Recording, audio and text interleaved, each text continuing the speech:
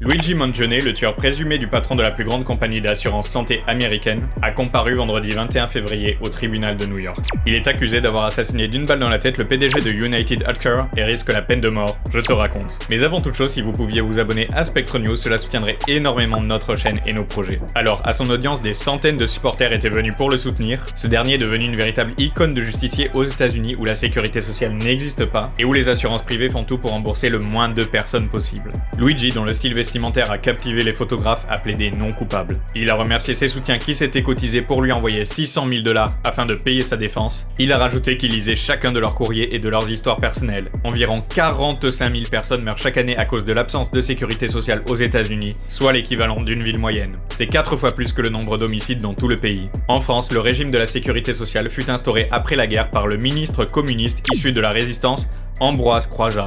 Et il faut savoir que c'était alors les travailleurs eux-mêmes qui décidaient en démocratie du fonctionnement de la sécurité sociale. L'État n'intervenait quasiment pas. Nous franchissons aujourd'hui une étape décisive dans l'application du plan de sécurité sociale dont la France peut, à juste titre, être fière.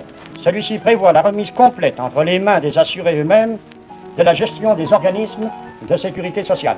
Ce système démocratique populaire prend fin en 1967 avec l'arrivée du patronat dans les instances de décision, puis de l'État en 1996. Aujourd'hui encore, la sécurité sociale est régulièrement attaquée par nos gouvernements successifs, dont l'idéal est de la privatiser entièrement comme aux États-Unis. Luigi Mangione nous rappelle donc à quel point cette lutte nous concerne aussi. Tout ça se fait en 6 mois de façon magistrale, ce qui montre aussi les grandes capacités du mouvement ouvrier à gérer. C'est ça qui est insupportable pour une classe dirigeante. C'est pas d'abord qu'elle doit refiler des sous, son problème c'est pas le porte-monnaie, son problème c'est le pouvoir. Or ce qui se joue en 1946, c'est la démonstration de la capacité de pouvoir du mouvement ouvrier.